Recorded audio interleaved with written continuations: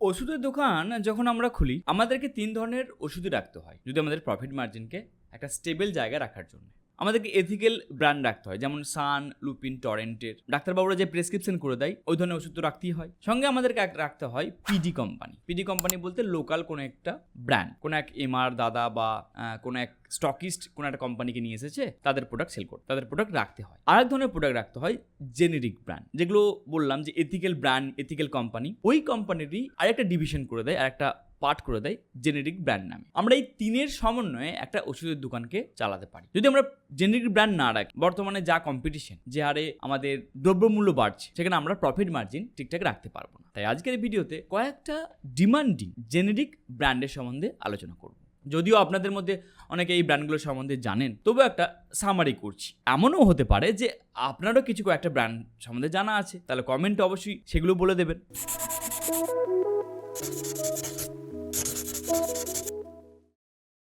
তাহলে শুরু করছি কয়েকটা ব্র্যান্ডের নাম দিয়ে। আমি একটা খাতাতে লিখে রেখেছি, যেটা খুব চলে যখন কোনো আমাদের কাছে বলে না যে আমার জ্বর সর্দি হয়েছে, গায়ে হাতে ব্যথা লাগছে, 10 টাকার ওষুধ দেন। তো 10 টাকা যদি ওষুধ দেয়, আমরা যদি গায়ে হাতে ব্যথার ক্ষেত্রে আমরা ইউজ করতে পারি অ্যাসিমেজ প্লাস বলে একটি ব্র্যান্ড, যেটা খুব চলে, লুপিন কোম্পানি। অনেক সময় হয় যে নাক দিয়ে জল আসছে, পেশেন্টরা বলে যে 10 টাকার মধ্যে করে দিন, গায়ে হাতে ব্যথা, জ্বর, আবার নাক দিয়ে জল আসছে, 10 টাকার থেকে বেশি নয়। তো সেক্ষেত্রে আমরা কি করবো, চেস্টন কোল বলে একটি ট্যাবলেট আছে, এটা আমরা ইউজ করতে পারি। এছাড়া অনেক সময় পেশেন্ট এসে বলে যে আমার খিদে হচ্ছে না, খিদের কোনো যদি ট্যাবলেট থাকে অল্প পয়সায়, সেক্ষেত্রে আমরা সাইপ্রোহেপ্টাইন ইউজ করি। আর্জল ডিএসআর বলে একটি আছে, যেটা অ্যাবট কোম্পানির। এগুলো কিন্তু কোম্পানিরই, মানে এথিক্যাল কোম্পানিরই জেনেরিক ব্র্যান্ডগুলো। ওকে, প্যান্টোসেস ডি, এই যে ব্র্যান্ডগুলো বলছি, এগুলো কিন্তু মার্কেটে খুব চলে। আমি এটাও জানি যে আপনাদের মধ্যে অনেকের দোকানে এই ব্র্যান্ডগুলো আছে, আবার এমনও হতে পারে যে আপনার কাছে নেই, সেটা কিন্তু জেনে যাবেন। অ্যালমক্স 500 আমরা ইউজ করি। অনেক সময় হয় না যে বলে যে 50 টাকার মধ্যে একটু অ্যান্টিবায়োটিক করে দিয়ে দিন, তার বেশি নয়। তাহলে 50 টাকার মধ্যে আমি কিভাবে অ্যান্টিবায়োটিক দেবো? সেই ক্ষেত্রে আমরা অ্যালমক্স অনেকে ইউজ করে,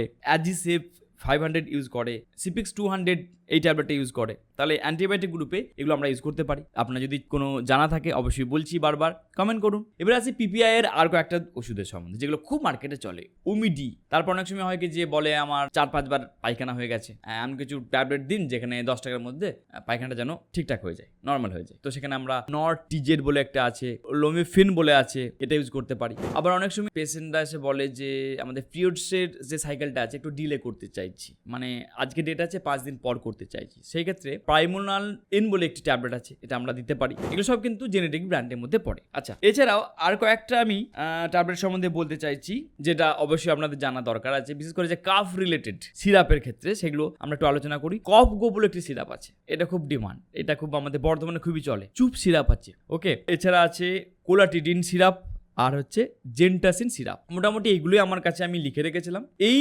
ওষুধগুলো যদি আমরা আমাদের কাউন্টারে রাখি জেনেরিক ব্র্যান্ড হিসেবে, যদিও জেনেরিক ব্র্যান্ড, এগুলোতে প্রফিট মার্জিন ভালো থাকে, পেশেন্ট কিন্তু খুব ভালো বেনিফিট এখান থেকে পায়। তাই বলবো, যদি আমরা ওষুধের দোকান নতুন নতুন খুলেছি বা আমাদের 1-2 বছর দোকান খোলা হয়েছে, সেই ক্ষেত্রে আমরা এই জেনেরিক ব্র্যান্ড যদি চয়েস করি, আমরা এগুলো ইউজ করব। এখানে একটা অ্যাডভাইস আমরা করতে পারি আমাদের অভিজ্ঞতা থেকে, যখনই কোনো পেশেন্ট আসে যে বলছে যে 150 টাকা বা 200 টাকার মধ্যে ওষুধ করে দিন, জ্বর সর্দি কাশি, যেগুলো বলে ওষুধ নিয়ে যায়, সেই ক্ষেত্রে সবটাই যে আমরা জেনেরিক দেবো তা নয়। আমরা চেষ্টা করলাম অ্যাজিথ্রাল দিলাম অ্যান্টিবায়োটিকটা, সঙ্গে যে সিরাপটা দিলাম সেটা জেনেরিক ব্র্যান্ড দিলাম, আবার যে পিপিআইটা দিলাম সেটা পিডি দিলাম, তাহলে কম্বাইন করে দিলাম। একটা পিডি প্রোডাক্ট থাকলো, একটা জেনেরিক প্রোডাক্ট থাকলো, একটা এথিক্যাল ব্র্যান্ড প্রোডাক্ট থাকলো। এই তিনটের যখন মিলিয়ে পেশেন্টকে দেবো, পেশেন্টের রেজাল্ট খুব ভালো পাবো। তার সাথে বর্তমানে যে কম্পিটিশন আছে, কম্পিটিশন আমরা ভালোভাবে করতে পারবো। তা নাহলে যেটা সমস্যা হয়ে যায় যে আমরা জেনেরিক ব্র্যান্ড যদি খুব বেশি পুশ করি, পেশেন্ট কিন্তু একটা সময় পর বলে যে ঠিকঠাক ওষুধ দিচ্ছেন না। অনেক সময় পেশেন্ট বুঝতে পারে যে সবটাই যেন জেনেরিক ব্র্যান্ড দিচ্ছে, বা অনেক সময় হয় কি না, ওষুধটা